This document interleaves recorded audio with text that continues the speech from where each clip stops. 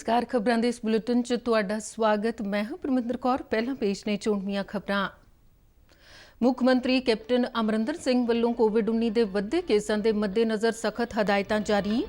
पंजाब दे सारे शहरां ते कस्बियां च अज तो शाम 7 बजे तो सवेरे 5 बजे तक करफ्यू दा ऐलान। शनिवार ते ऐतवार नूं मुकम्मल लॉकडाउन। विदेश मंत्रालय ने कहा कि भारत चीन तेजी नाल दुवल्ले मसले हल करन लई सहमत। सरहदी खेतर नूं लै के दोहां देशां विचाले कूटनीतिक गलबात हुई।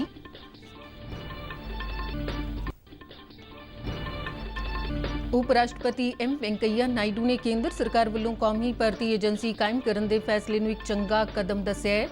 पंजाब दे नौजवानां ने केंद्र सरकार वल्लों कौमी रोजगार एजेंसी स्थापित करन दे फैसले ते खुशी जाहिर कीती है।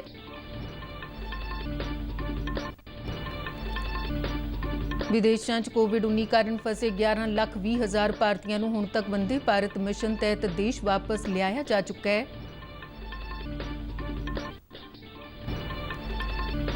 स्वच्छ सर्वेक्षण 2020 मध्य प्रदेश के इंदौर शहर ने लगातार चौथी बार देश के सब तो साफ सुथरे शहर का सन्मान हासिल किया। जलंधर कैंट बोर्ड को देश के सब तो साफ सुथरे कंटोनमेंट बोर्ड का सन्मान दिता गया।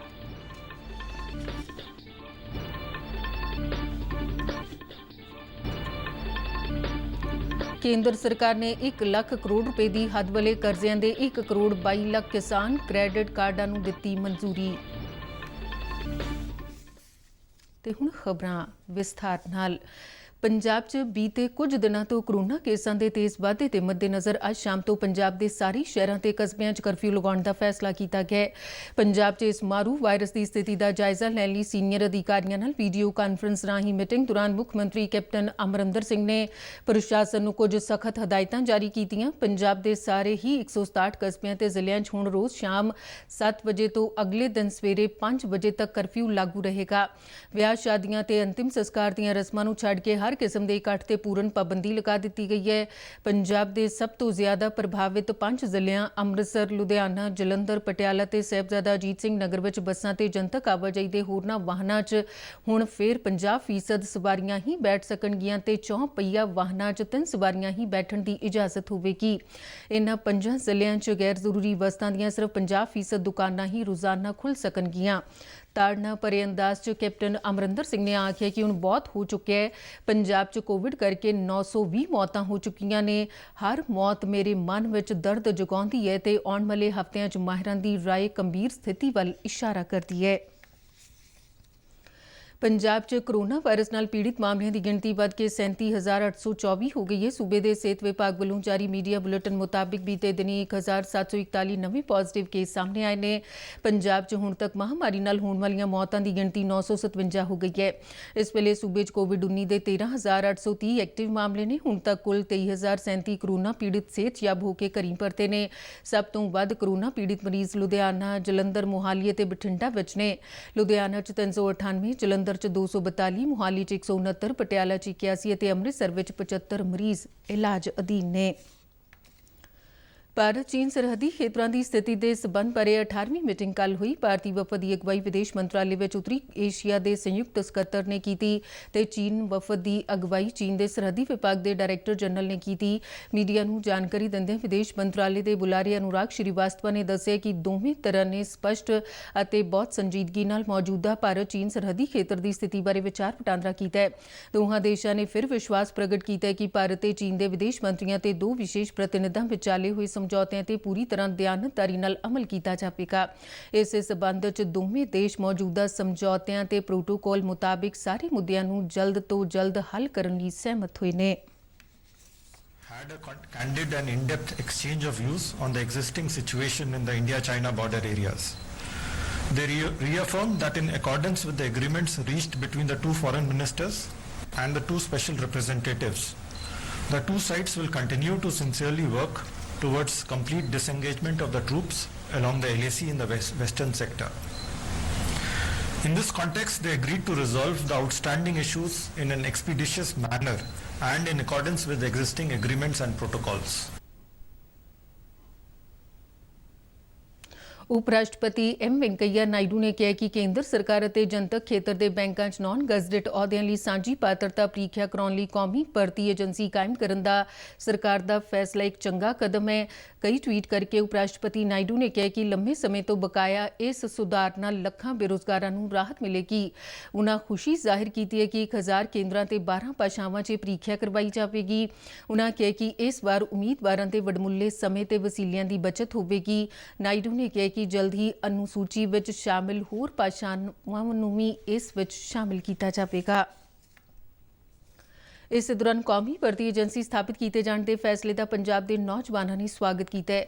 ਪ੍ਰਸਾਰ ਭਾਰਤੀ ਦੇ ਫਤਿਹਗੜ੍ਹ ਸਾਹਿਬ ਸਥਿਤ ਨੁਮਾਇੰਦੇ ਨਾਲ ਗੱਲਬਾਤ ਕਰਦਿਆਂ ਵੱਖ-ਵੱਖ ਕਾਲਜਾਂ 'ਚ ਪੜ੍ਹਦੇ ਅਤੇ ਨੌਕਰੀ ਲਈ ਯੋਗ ਨੌਜਵਾਨਾਂ ਨੇ ਇਸ ਫੈਸਲੇ ਤੇ ਖੁਸ਼ੀ ਪ੍ਰਗਟਾਈ। ਇਨ੍ਹਾਂ ਨੌਜਵਾਨਾਂ ਨੇ ਕੌਮੀ ਭਰਤੀ ਏਜੰਸੀ ਨੂੰ ਬੇਰੁਜ਼ਗਾਰਾਂ ਤੇ ਵਿਦਿਆਰਥੀ ਵਰਗ ਲਈ ਕਾਰਗਰ ਤੇ ਲਾਹੇਵੰਦ ਦੱਸਿਆ ਕਿਉਂਕਿ ਉਨ੍ਹਾਂ ਦਾ ਮੰਨਣਾ ਹੈ ਕਿ ਇਸ ਨਾਲ ਸਰਕਾਰੀ ਨੌਕਰੀਆਂ ਲਈ ਅਪਲਾਈ ਕਰਨ ਤੇ ਹੋਣ ਵਾਲਾ ਖਰਚਾ ਘਟੇਗਾ ਤੇ ਸਮੇਂ ਦੀ ਵੀ ਬਚਤ ਹੋਵੇਗੀ। ਉਨ੍ਹਾਂ ਦਾ ਕਹਿਣਾ ਸੀ ਕਿ NRA ਦੁਆਰਾ ਲਏ ਜਾਣ ਵਾਲੇ ਟੈਸਟ ਰਾਹੀਂ ਉਹ ਵੱਖ-ਵੱਖ ਵਿਭਾਗਾਂ 'ਚ ਸਰਕਾਰੀ ਤੌਰ ਤੇ ਭਰਤੀ ਪ੍ਰੀਖਿਆਵਾਂ 'ਚ ਸ਼ਾਮਿਲ ਹੋਣ ਦੇ ਅਧਿਕਾਰ ਰੱਖਣਗੇ। ਵਿਦਿਆਰਥੀਆਂ ਨੇ ਇਸ ਗੱਲ ਤੇ ਵੀ ਕੇਂਦਰ ਸਰਕਾਰ ਦੀ ਪ੍ਰਸ਼ੰਸਾ ਕੀਤੀ ਕਿ ਕੌਮੀ ਰੁਜ਼ਗਾਰ ਏਜੰਸੀ ਵੱਲੋਂ ਲਏ ਗਏ ਟੈਸਟ ਦੀ ਮਿਆਦ 3 ਸਾਲ ਦੀ ਹੋਵੇਗੀ ਅਤੇ 3 ਸਾਲਾਂ 'ਚ ਵਾਰ-ਵਾਰ ਸਰਕਾਰੀ ਨੌਕਰੀ ਲਈ ਅਪਲਾਈ ਨਹੀਂ ਕਰਨਾ ਪਵੇਗਾ। ਮੇਰੇ ਹਿਸਾਬ ਨਾਲ ਜੀ ਇਹ ਸਰਕਾਰ ਦਾ ਵਿਦਿਆਰਥੀਆਂ ਦੇ ਹਿੱਤ ਵਿੱਚ ਬਹੁਤ ਵਧੀਆ ਫੈਸਲਾ ਹੈ। ਇਸ ਲਈ ਵਿਦਿਆਰਥੀਆਂ ਦੀ ਖੱਜਲ ਖੁਆਰੀ ਘਟੇਗੀ। ਜਿਵੇਂ ਕਿ ਉਹਨਾਂ ਨੂੰ ਪਹਿਲਾਂ ਅਲੱਗ-ਅਲੱਗ ਫਾਰਮ ਭਰਨੇ ਪੈਂਦੇ ਸੀ, ਐਪਲੀਕੇਸ਼ਨ ਫਾਰਮ ਭਰਨੇ ਪੈਂਦੇ ਸੀ ਅਲੱਗ-ਅਲੱਗ ਜੋਬਾਂ ਲਈ। ਹੁਣ ਇੱਕ ਹੀ ਸਾਂਝਾ ਫਾਰਮ ਹੈ ਤੇ ਇਸ ਨਾਲ ਵਿਦਿਆਰਥੀਆਂ ਦੀ ਖੱਜਲ ਖੁਆਰੀ ਬਹੁਤ ਘਟੇਗੀ। ਤੇ ਦੂਜੀ ਗੱਲ ਇਹ ਕਿ ਜਿੱਦਾਂ ਬੇਰੁਜ਼ਗਾਰੀ ਬਹੁਤ ਵੱਧ ਰਹੀ ਹੈ, ਇਸ ਦੇ ਨਾਲ ਬੇਰੁਜ਼ਗਾਰੀ ਵੀ ਘਟੇਗੀ। ਵਿਦਿਆਰਥੀਆਂ ਕੋਲ ਜ਼ਿਆਦਾ ਓਪਰਚੁਨਿਟੀਜ਼ ਨੇ ਜੋਬ ਹਾਸਿਲ ਕਰਨ ਲਈ। ਮੇਰੇ ਹਿਸਾਬ ਨਾਲ ਇਹ ਕੇਂਦਰ ਸਰਕਾਰ, ਮੋਦੀ ਸਰਕਾਰ ਨੇ ਬਹੁਤ ਵਧੀਆ ਫੈਸਲਾ ਲਿੱਤਾ। ਸਰ ਇਹਦਾ ਸਭ ਤੋਂ ਪਹਿਲਾ ਫਾਇਦਾ ਇਹ ਹੈ ਵੀ ਇਹਦੇ ਨਾਲ ਬਹੁਤ ਖਰਚਾ ਘਟੂਗਾ। ਬੱਚਿਆਂ ਨੂੰ ਅਲੱਗ-ਅਲੱਗ ਪੇਪਰ ਦੇਣੇ ਪੈਂਦੇ ਸੀਗੇ ਤੇ ਅਲੱਗ-ਅਲੱਗ ਵਾਰ ਐਪਲੀਕੇਸ਼ਨ ਫਾਰਮ ਭਰਨ ਲਈ ਫੀਸਾਂ ਭਰਨੀਆਂ ਪੈਂਦੀਆਂ ਸੀ। ਇਹ ਇੱਕ ਹੀ ਪੇਪਰ ਦੇਣ ਨਾਲ ਉਹਨਾਂ ਦਾ ਖਰਚਾ ਬਚੂਗਾ। ਤੇ ਦੂਜੀ ਗੱਲ ਇਹ ਉਹ ਖੱਜਲ ਖੁਆਰ ਹੋਣ ਤੋਂ ਬਚਣਗੇ ਕਿਉਂਕਿ ਅਲੱਗ-ਅਲੱਗ ਪੇਪਰ ਦੇਣੇ ਪੈਂਦੇ ਸੀ ਅਲੱਗ-ਅਲੱਗ ਜੋਬਸ ਦੇ ਲਈ, ਜਿਸ ਕਰਕੇ ਉਹਨਾਂ ਨੂੰ ਕਾਫੀ ਤਿਆਰੀ ਕਰਨੀ ਪੈਂਦੀ ਸੀ। ਹੁਣ ਇੱਕ ਹੀ ਪੇਪਰ ਦੇਣਾ ਪਵੇਗਾ ਜਿਸ ਕਰਕੇ ਉਹਨਾਂ ਨੂੰ ਜੋਬ ਲੈਣ ਦੇ ਵਿੱਚ ਆਸਾਨੀ ਹੋਵੇਗੀ। ਸਰਕਾਰ ਨੇ ਵਧੀਆ ਫੈਸਲਾ ਲਿਆ ਹੈ ਕਿ ਇਹ ਪੇਪਰ ਇੱਕ ਵਾਰ ਹੀ ਹੋਊਗਾ ਸਾਲ ਦੇ ਵਿੱਚ ਔਰ 3 ਸਾਲ ਲਈ ਇਹ ਵੈਲਿਡ ਹੈ। ਔਰ ਇਹਦੇ ਵਿੱਚ ਇਹ ਹੁੰਦਾ ਹੈ ਕਿ ਸਾਨੂੰ ਇਹ ਬਹੁਤ ਜ਼ਿਆਦਾ ਫੈਸਿਲਿਟੀਜ਼ ਪ੍ਰੋਵਾਈਡ ਕਰ ਰਿਹਾ ਹੈ ਕਿਉਂਕਿ ਇਹਦੇ ਨਾਲ ਇੱਕ ਤਾਂ ਖਰਚਾ ਬਹੁਤ ਜ਼ਿਆਦਾ ਘਟ ਰਿਹਾ ਹੈ। ਬਾਰ-ਬਾਰ ਖਰਚੇ ਨਾਲੋਂ ਤਾਂ ਇੱਕ ਵਾਰ ਦੇਣਾ ਪੈਂਦਾ ਹੈ ਔਰ ਇਸ ਲਈ ਮੈਂ ਤਾਂ ਇਹ ਕਹੂੰਗੀ ਕਿ ਇਹ ਬਹੁਤ ਵਧੀਆ ਕੀਤਾ ਗਿਆ ਹੈ ਜੋ ਵੀ ਕੀਤਾ ਹੈ ਸਰਕਾਰ ਨੇ। ਵਿਦੇਸ਼ਾਂ 'ਚ ਕੋਵਿਡ-19 ਕਾਰਨ ਫਸੇ 11,20,000 ਭਾਰਤੀਆਂ ਨੂੰ ਵੰਦੇ ਭਾਰਤ ਮਿਸ਼ਨ ਤਹਿਤ ਹੁਣ ਤੱਕ ਵਤਨ ਵਾਪਸ ਲਿਆਂਦਾ ਜਾ ਚੁੱਕਾ ਹੈ।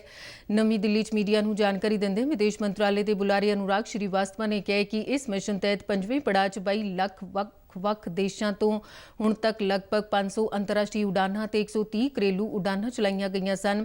ਇਸ ਸਬੰਧ 'ਚ ਦੇਸ਼ ਦੇ 23 ਵੱਖ-ਵੱਖ ਹਵਾਈ ਅੱਡਿਆਂ ਤੋਂ ਇਸ ਮਹੀਨੇ ਦੇ ਅੰਤ ਤੱਕ ਲਗਭਗ 375 ਹੋਰ ਅੰਤਰਰਾਸ਼ਟਰੀ ਉਡਾਨਾਂ ਚਲਾਈਆਂ ਜਾ ਰਹੀਆਂ ਨੇ। ਬੁਲਾਰੇ ਨੇ ਕਿਹਾ ਕਿ Kuwait, Maldives, Malaysia, Singapore, Philippines, Australia, Britain ਤੇ ਕੈਨੇਡਾ ਤੋਂ ਪ੍ਰਵਾਸੀ ਭਾਰਤੀਆਂ ਨੂੰ ਦੇਸ਼ ਵਾਪਸ ਲਿਆਉਣ ਲਈ ਹਵਾਈ ਉਡਾਨਾਂ ਚਲਾਈਆਂ ਜਾ ਰਹੀਆਂ ਨੇ। America, Canada, Britain, France, Germany, UAE, Qatar ਅਤੇ ਮਾਲਦੀਵ ਦੇ ਨਾਲ ਦੁਵੱਲੇ ਸਮਝੌਤੇ ਬਹੁਤ ਚੰਗੇ ਢੰਗ ਨਾਲ ਚੱਲ ਰਹੇ ਨੇ। ਭਾਰਤ ਸਰਕਾਰ ਵੱਲੋਂ ਸਵੱਛ ਸਰਵੇਖਣ 2020 ਸਨਮਾਨਾਂ ਦਾ ਐਲਾਨ ਕਰ ਦਿੱਤਾ ਗਿਆ। ਮੱਧ ਪ੍ਰਦੇਸ਼ ਦੇ ਇੰਦੌਰ ਸ਼ਹਿਰ ਨੇ ਦੇਸ਼ ਦੇ ਸਭ ਤੋਂ ਸਾਫ਼ ਸੁਥਰੇ ਸ਼ਹਿਰ ਦਾ ਸਨਮਾਨ ਹਾਸਿਲ ਕੀਤਾ ਹੈ। ਇਹ ਸਨਮਾਨ ਇੰਦੌਰ ਸ਼ਹਿਰ ਨੂੰ ਲਗਾਤਾਰ ਚੌਥੀ ਵਾਰ ਮਿਲਿਆ। ਕੇਂਦਰੀ ਸ਼ਹਿਰੀ ਵਿਕਾਸ ਮੰਤਰੀ ਹਰਦੀਪ ਸਿੰਘ ਪੁਰੀ ਨੇ ਵਰਚੁਅਲ ਸਮਾਗਮ ਦੌਰਾਨ ਸਨਮਾਨ ਪ੍ਰਦਾਨ ਕੀਤੇ। ਗੰਗਾ ਦਰਿਆ ਦੇ ਕੰਢੇ ਵਸੇ ਸ਼ਹਿਰਾਂ ਦੀ ਸ਼੍ਰੇਣੀ 'ਚ ਵਾਰਾਣਸੀ ਨੂੰ ਸਭ ਤੋਂ ਸਾਫ਼ ਸੁਥਰੇ ਸ਼ਹਿਰ ਦਾ ਐਵਾਰਡ ਮਿਲਿਆ ਹੈ। ਨਵੀਂ ਦਿੱਲੀ ਨੇ ਦੇਸ਼ ਦੀ ਸਭ ਤੋਂ ਸਾਫ਼ ਸੁਥਰੀ ਰਾਜਧਾਨੀ ਦਾ ਐਵਾਰਡ ਹਾਸਿਲ ਕੀਤਾ ਹੈ।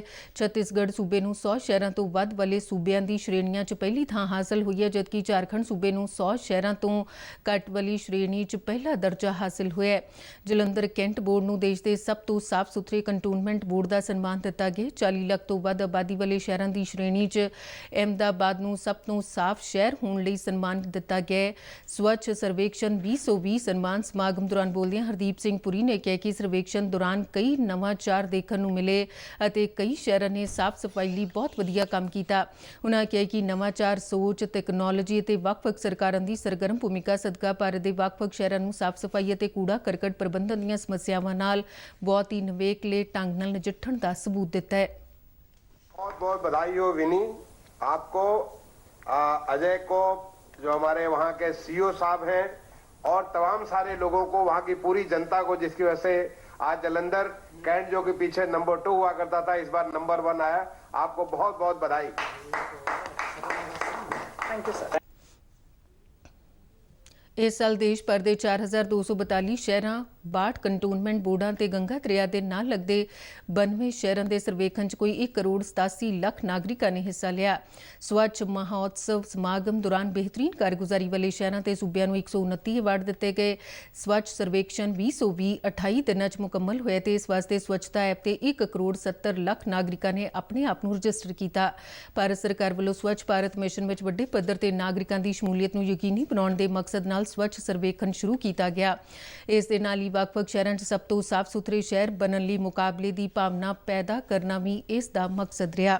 ਇਸ ਦੌਰਾਨ ਪ੍ਰਧਾਨ ਮੰਤਰੀ ਨਰਿੰਦਰ ਮੋਦੀ ਨੇ ਸਵੱਛ ਸਰਵੇਖਣ 2020 'ਚ ਸਭ ਤੋਂ ਵਧੀਆ ਸਥਾਨ ਪਾਉਣ ਵਾਲੇ ਸ਼ਹਿਰਾਂ ਨੂੰ ਮੁਬਾਰਕਬਾਦ ਦਿੱਤੀ ਹੈ। ਉਨ੍ਹਾਂ ਆਸ ਪ੍ਰਗਟ ਕੀਤੀ ਹੈ ਕਿ ਬਾਕੀ ਸ਼ਹਿਰ ਵੀ ਇਨ੍ਹਾਂ ਸ਼ਹਿਰਾਂ ਤੋਂ ਪ੍ਰੇਰਨਾ ਲੈ ਕੇ ਸਾਫ਼ ਸਫਾਈ ਲਈ ਯਤਨ ਹੋਰ ਤੇਜ਼ ਕਰਨਗੇ। ਕੇਂਦਰ ਸਰਕਾਰ ਨੇ ਕਿਹਾ ਕਿ 1 ਲੱਖ ਕਰੋੜ ਰੁਪਏ ਤੋਂ ਵੱਧ ਹੱਦ ਦੇ ਕਰਜ਼ਿਆਂ ਲਈ 1 ਕਰੋੜ 22 ਲੱਖ ਕਿਸਾਨ ਕ੍ਰੈਡਿਟ ਕਾਰਡਾਂ ਨੂੰ ਮਨਜ਼ੂਰੀ ਦਿੱਤੀ ਗਈ ਹੈ। ਕੇਂਦਰੀ ਵਿੱਤ ਮੰਤਰਾਲੇ ਨੇ ਕਿਹਾ ਕਿ ਖੇਤੀ ਖੇਤਰ ਨੂੰ ਕੋਵਿਡ-19 ਦੇ ਸੰਕਟ ਵਿੱਚੋਂ ਬਾਹਰ ਕੱਢਣ ਦੀ ਕੋਸ਼ਿਸ਼ ਵਜੋਂ ਕਿਸਾਨਾਂ ਨੂੰ ਰਿਆਇਤੀ ਦਰਾਂ ਤੇ ਕਰਜ਼ਾ ਮੁਹੱਈਆ ਕਰਨ ਦੀ ਵਿਸ਼ੇਸ਼ ਮੁਹਿੰਮ ਚਲਾਈ ਜਾ ਰਹੀ ਹੈ। ਮੰਤਰਾਲੇ ਨੇ ਕਿਹਾ ਕਿ ਦਿਹਾਤੀ ਅਰਥ ਵਿਵਸਥਾ ਨੂੰ ਸੁਰਜੀਤ ਕਰਨ ਤੇ ਖੇਤੀ ਵਿਕਾਸ ਵਿੱਚ ਹੋਰ ਤੇਜ਼ੀ ਲਿਆਵੇਗੀ। ਆਤਮ ਨਿਰਭਰ ਭਾਰਤ ਪੈਕੇਜ ਦੇ ਹਿੱਸੇ ਵਜੋਂ ਕੇਂਦਰ ਸਰਕਾਰ ਨੇ 2 ਲੱਖ ਕਰੋੜ ਰੁਪਏ ਦੇ ਰਿਆਇਤੀ ਕਰਜ਼ੇ ਦਾ ਪ੍ਰਬੰਧ ਕਰਨ ਦਾ ਐਲਾਨ ਕੀਤਾ ਹੈ, ਜਿਸ ਨਾਲ ਮਛੇਰਿਆਂ ਤੇ ਡੇਅਰੀ ਕਿਸਾਨ ਸਮੇਤ 2.5 ਕਰੋੜ ਤੋਂ ਵੱਧ ਕਿਸਾਨਾਂ ਨੂੰ ਫਾਇਦਾ ਹੋਣ ਦੀ ਸੰਭਾਵਨਾ ਹੈ। ਕੇਂਦਰ ਸਰਕਾਰ ਦੇ ਵਿੱਤ ਮੰਤਰਾਲੇ ਨੇ ਕਿਹਾ ਕਿ ਜਨਤਕ ਤੇ ਪ੍ਰਾਈਵੇਟ ਬੈਂਕਾਂ ਵੱਲੋਂ emergency credit line guarantee scheme ਤਹਿਤ 1,50,000 ਕਰੋੜ ਰੁਪਏ ਦੇ ਕਰਜ਼ਿਆਂ ਨੂੰ ਮਨਜ਼ੂਰੀ ਦਿੱਤੀ ਗਈ ਹੈ। ਮੰਤਰਾਲੇ ਨੇ ਦੱਸਿਆ ਕਿ ਬੈਂਕ 1 ਲੱਖ ਕਰੋੜ ਰੁਪਏ ਦੇ ਕਰਜ਼ਿਆਂ ਦਾ ਭੁਗਤਾਨ ਕਰ ਚੁੱਕੇ ਨੇ। ਕੋਵਿਡ-19 ਦੇ ਲਾਕਡਾਊਨ ਦੌਰਾਨ ਪੈਦਾ ਹੋਏ ਵਿੱਤੀ ਸੰਕਟ ਨਾਲ ਆਈਆਂ ਮੁਸ਼ਕਲਾਂ ਨੂੰ ਘੱਟ ਕਰਨ ਲਈ ਸਰਕਾਰ ਨੇ ਆਤਮ ਨਿਰਭਰ ਭਾਰਤ ਪੈਕੇਜ ਅਧੀਨ ਇਸ ਯੋਜਨਾ ਦਾ ਐਲਾਨ ਕੀਤਾ ਸੀ। ਇਸ ਯੋਜਨਾ ਤਹਿਤ ਜਨਤਕ ਖੇਤਰ ਦੇ ਬੈਂਕਾਂ ਦੇ 76,000 ਕਰੋੜ ਕਰਜ਼ਿਆਂ ਨੂੰ ਪ੍ਰਵਾਨਗੀ ਦਿੱਤੀ ਗਈ ਹੈ, ਜਿਸ ਵਿੱਚੋਂ 56,000 ਕਰੋੜ ਰੁਪਏ ਦਾ ਭੁਗਤਾਨ ਕੀਤਾ ਜਾ ਚੁੱਕਾ ਹੈ। ਮੰਤਰਾਲੇ ਨੇ ਕਿਹਾ ਕਿ ਪ੍ਰਾਈਵੇਟ ਖੇਤਰ ਦੇ ਬੈਂਕਾਂ ਨੂੰ 74,715 ਕਰੋੜ ਰੁਪਏ ਦੇ ਕਰਜ਼ਿਆਂ ਨੂੰ ਮਨਜ਼ੂਰੀ ਦਿੱਤੀ ਹੈ, ਜਿਸ ਵਿੱਚੋਂ 45,000 ਕਰੋੜ ਦੇ ਕਰਜ਼ੇ ਦਿੱਤੇ ਜਾ ਚੁੱਕੇ ਨੇ। ਭਾਰਤ ਸਰਕਾਰ ਦੇ ਸ਼ਹਿਰੀ ਹਵਾਬਾਜ਼ੀ ਮੰਤਰਾਲੇ ਨੇ 1 ਸਤੰਬਰ ਤੋਂ ਘਰੇਲੂ ਅਤੇ ਕੌਮਾਂਤਰੀ ਉਡਾਨਾਂ ਦੇ ਮੁਸਾਫਰਾਂ ਪਾਸੋਂ ਲਈ ਜਾਣ ਵਾਲੀ ਸੁਰੱਖਿਆ ਫੀਸ ਵਿੱਚ ਮਾਮੂਲੀ ਵਾਧਾ ਕਰਨ ਦਾ ਐਲਾਨ ਕੀਤਾ ਹੈ। ਮੰਤਰਾਲੇ ਦੇ ਅਧਿਕਾਰੀਆਂ ਨੇ ਨਵੀਂ ਦਿੱਲੀ 'ਚ ਦੱਸਿਆ ਕਿ ਘਰੇਲੂ ਮੁਸਾਫਰਾਂ ਲਈ ਹਵਾਬਾਜ਼ੀ ਸੁਰੱਖਿਆ ਫੀਸ 150 ਰੁਪਏ ਤੋਂ 160 ਰੁਪਏ ਕਰ ਦਿੱਤੀ ਗਈ ਹੈ, ਜਦਕਿ ਕੌਮਾਂਤਰੀ ਮੁਸਾਫਰਾਂ ਲਈ ਮੌਜੂਦਾ 4.85 ਅਮਰੀਕੀ ਡਾਲਰ ਦੀ ਸੁਰੱਖਿਆ ਫੀਸ ਨੂੰ ਵਧਾ ਕੇ 5.2 ਅਮਰੀਕੀ ਡਾਲਰ ਕਰ ਦਿੱਤਾ ਗਿਆ ਹੈ। ਹਵਾਈ ਕੰਪਨੀਆਂ ਵੱਲੋਂ ਮੁਸਾਫਰਾਂ ਤੋਂ ਟਿਕਟਾਂ ਦੀ ਬੁਕਿੰਗ ਸਮੇਂ ਸੁਰੱਖਿਆ ਫੀਸ ਲਈ ਜਾਂਦੀ ਹੈ, ਜੋ ਬਾਅਦ ਵਿੱਚ ਸਰਕਾਰ ਨੂੰ ਭੇਜੀ ਜਾਂਦੀ ਹੈ। ਇਸ ਹਵਾਬਾਜ਼ੀ ਸੁਰੱਖਿਆ ਫੀਸ ਨਾਲ ਦੇਸ਼ ਭਰ ਦੇ ਹਵਾਈ ਅੱਡਿਆਂ ਤੇ ਸੁਰੱਖਿਆ ਦੇ ਪ੍ਰਬੰਧ ਕੀਤੇ ਜਾਂਦੇ ਨੇ। ਸ਼ਹਿਰੀ ਹਵਾਬਾਜ਼ੀ ਮੰਤਰਾਲੇ ਵੱਲੋਂ ਪਿਛਲੇ ਸਾਲ ਵੀ ਸੁਰੱਖਿਆ ਫੀਸ ਵਿੱਚ ਵਾਧਾ ਕੀਤਾ ਗਿਆ ਸੀ। ਸੰਗਰੂਰ ਜ਼ਿਲ੍ਹੇ ਦੇ ਲੌਂਗੋਵਾਲ ਕਸਬੇ 'ਚ ਸੰਤ ਹਰਚੰਦ ਸਿੰਘ ਲੌਂਗੋਵਾਲ ਨੂੰ ਉਹਨਾਂ ਦੀ 35ਵੀਂ ਬਰਸੀ ਮੌਕੇ ਨਿੱਘੀਆਂ ਸ਼ਰਧਾਂਜਲੀਆਂ ਦਿੱਤੀਆਂ ਗਈਆਂ। ਇਸ ਸੰਬੰਧੀ ਕਰਵਾਏ ਗਏ ਇੱਕ ਸਮਾਗਮ ਦੌਰਾਨ ਲੌਂਗੋਵਾਲ ਵਿੱਚ ਵਿਸ਼ੇਸ਼ ਤੌਰ ਤੇ ਪਹੁੰਚੇ ਪੰਜਾਬ ਦੇ ਜੰਗਲਾਤ ਮੰਤਰੀ ਡਾਕਟਰ ਸਾਧੂ ਸਿੰਘ ਧਰਮਸੋਤ ਨੇ ਸੰਤ ਹਰਚੰਦ ਸਿੰਘ ਲੌਂਗੋਵਾਲ ਦੀ ਤਸਵੀਰ ਤੇ ਸ਼ਰਧਾ ਦੇ ਫੁੱਲ ਭੇਂਟ ਕੀਤੇ। ਇਸ ਮੌਕੇ ਉਹਨਾਂ ਕਿਹਾ ਕਿ ਸੰਤ ਲੌਂਗੋਵਾਲ ਨੇ ਦੇਸ਼ ਦੀ ਅਖੰਡਤਾ, ਅਮਨ ਸ਼ਾਂਤੀ ਅਤੇ ਸਮੁੱਚੀ ਸਿੱਖ ਕੌਮ ਲਈ ਸ਼ਹਾਦਤ ਦਿੱਤੀ। ਧਰਮਸੋਤ ਨੇ ਕਿਹਾ ਕਿ ਉਹਨਾਂ ਦੇ ਬਲੀਦਾਨ ਨੂੰ ਕਦੇ ਵੀ ਭੁਲਾਇਆ ਨਹੀਂ ਜਾ ਸਕਦਾ। ਸਾਧੂ ਸਿੰਘ ਧਰਮਸੋਤ ਨੇ ਲੋਕਾਂ ਨੂੰ ਕੋਰੋਨਾ ਵਾਇਰਸ ਦੀ ਰੋਕਥਾਮ ਲਈ ਸਰਕਾਰ ਵੱਲੋਂ ਜਾਰੀ ਹਦਾਇਤਾਂ ਦੀ ਸਖਤੀ ਨਾਲ ਪਾਲਣਾ ਕਰਨ ਦੀ ਅਪੀਲ ਕੀਤੀ। ਸਾਧੂ ਸਿੰਘ ਧਰਮਸੋਤ ਨੇ ਦਾਅਵਾ ਕੀਤਾ ਕਿ ਮੁੱਖ ਮੰਤਰੀ ਕੈਪਟਨ ਅਮਰਿੰਦਰ ਸਿੰਘ ਵੱਲੋਂ ਆਪਣੇ ਸਾਰੇ ਚੋਣ ਵਾਅਦੇ ਪੂਰੇ ਕੀਤੇ ਜਾ ਰਹੇ ਨੇ। ਇਸ ਸਮਾਗਮ 'ਚ ਸੰਗਰੂਰ ਜ਼ਿਲ੍ਹੇ ਦੇ ਡਿਪਟੀ ਕਮਿਸ਼ਨਰ ਰਾਮਵੀਰ ਅਤੇ ਜ਼ਿਲ੍ਹਾ ਪੁਲਿਸ ਮੁਖੀ ਡਾਕਟਰ ਸੰਦੀਪ ਗਰਗ ਵੀ ਮੌਜੂਦ ਸਨ। ਇਸ ਸਮਾਗਮ ਦੌਰਾਨ ਕੋਵਿਡ-19 ਦਿਸ਼ਾ ਨਿਰਦੇਸ਼ਾਂ ਦਾ ਪੂਰੀ ਤਰ੍ਹਾਂ ਧਿਆਨ ਰੱਖਿਆ ਗਿਆ। ਇਸ ਦੌਰਾਨ ਸ਼੍ਰੋਮਣੀ ਅਕਾਲੀ ਦਲ ਬਾਦਲ ਅਤੇ ਸ਼੍ਰੋਮਣੀ ਅਕਾਲੀ ਦਲ ਡੈਮੋਕ੍ਰੈਟਿਕ ਵੱਲੋਂ 2 ਵੱਖ-ਵੱਖ ਸਮਾਗਮਾਂ 'ਚ ਸੰਤ ਹਰਚੰਦ ਸਿੰਘ ਲੌਂਗੋਵਾਲ ਨੂੰ ਸ਼ਰਧਾਂਜਲੀ ਭੇਂਟ ਕੀਤੀ ਗਈ। ਸੁਪਰੀਮ ਕੋਰਟ ਨੇ ਅਦਾਲਤ ਦਾ ਅਪਮਾਨ ਕੇਸ ਵਿੱਚ ਉੱਗੇ ਵਕੀਲ ਅਤੇ ਕਾਰਜਕਰਤਾ ਪ੍ਰਸ਼ਾਂਤ ਭੂਸ਼ਣ ਨੂੰ ਜੁਡੀਸ਼ਰੀ ਵਿਰੁੱਧ ਆਪਣੇ ਅਪਮਾਨਜਨਕ ਟਵੀਟ ਤੇ ਮੁਆਫੀ ਮੰਗਣ ਲਈ 2 ਦਿਨ ਦਾ ਹੋਰ ਸਮਾਂ ਦਿੱਤਾ ਹੈ। ਅਦਾਲਤ ਨੇ ਕਿਹਾ ਕਿ ਪ੍ਰਸ਼ਾਂਤ ਭੂਸ਼ਣ ਮੁਆਫੀ ਮੰਗਣ ਤੋਂ ਇਨਕਾਰ ਕਰਨ ਸੰਬੰਧੀ ਦਿੱਤੇ ਗਏ ਅਡਿੱਗ ਬਿਆਨ ਤੇ ਮੁੜ ਵਿਚਾਰ ਕਰ ਸਕਦੇ ਨੇ। ਇਸ ਤੇ ਪ੍ਰਸ਼ਾਂਤ ਭੂਸ਼ਣ ਨੇ ਜਸਟਿਸ ਅਰੁਣ ਮਿਸ਼ਰ, BR ਗਵਈ ਅਤੇ ਕ੍ਰਿਸ਼ਨ ਮੁਰਾਰੀ ਤੇ ਆਧਾਰਿਤ ਮੈਂਬਰੀ ਬੈਂਚ ਨੂੰ ਕਿਹਾ ਕਿ ਉਹ ਸੁਪਰੀਮ ਕੋਰਟ ਦੀ ਸਲਾਹ ਤੇ ਵਿਚਾਰ ਕਰਨਗੇ ਅਤੇ ਇਸ ਸੰਬੰਧੀ ਆਪਣੇ ਵਕੀਲਾਂ ਨਾਲ ਸਲਾਹ ਕਰਨਗੇ। ਅਟਾਰਨੀ ਜਨਰਲ KK ਵੇਣੂਗੋਪਾਲ ਨੇ ਬੈਂਚ ਨੂੰ ਕਿਹਾ ਕਿ ਪ੍ਰਸ਼ਾਂਤ ਭੂਸ਼ਣ ਨੂੰ ਪਹਿਲੋਂ ਹੀ ਅਦਾਲਤ ਦਾ ਅਪਮਾਨ ਮਾਮਲੇ 'ਚ ਦੋਸ਼ੀ ਠਹਿਰਾਇਆ ਗਿਆ ਹੈ ਅਤੇ ਹੁਣ ਉਹਨਾਂ ਨੂੰ ਕੋਈ ਸਜ਼ਾ ਨਾ ਦਿੱਤੀ ਜਾਵੇ। ਇਸ ਦੇ ਬੈਂਚ ਨੇ ਭੂਸ਼ਣ ਵੱਲੋਂ ਆਪਣੇ ਪਹਿਲੇ ਸਟੈਂਡ ਤੇ ਮੁੜ ਵਿਚਾਰ ਕਰਨ ਤੱਕ ਵੇਣੂਗੋਪਾਲ ਦੀ ਬੇਨਤੀ ਤੇ ਵਿਚਾਰ ਕਰਨ ਤੋਂ ਇਨਕਾਰ ਕਰ ਦਿੱਤਾ ਹੈ। ਅਦਾਲਤ ਨੇ ਕਿਹਾ ਕਿ ਪ੍ਰਸ਼ਾਂਤ ਭੂਸ਼ਣ ਆਪਣੀ ਗਲਤੀ ਮੰਨ ਲੈਂਦੇ ਨੇ ਤਾਂ ਉਸ ਵੱਲੋਂ ਨਰਮੀ ਦਿਖਾਈ ਜਾ ਸਕਦੀ ਹੈ। ਇਸ ਤੋਂ ਬਾਅਦ ਅਦਾਲਤ ਨੇ ਇਸ ਮਾਮਲੇ ਤੇ ਸੁਣਵਾਈ 24 ਅਗਸਤ ਤੇ ਅੱਗੇ ਪਾ ਦਿੱਤੀ ਹੈ। ਤੇ ਇਸ ਦੇ ਨਾਲ ਹੀ ਖਬਰਾਂ ਦਾ ਬੁਲੇਟਿਨ ਖਤਮ ਹੋਇਆ। ਨਮਸਕਾਰ।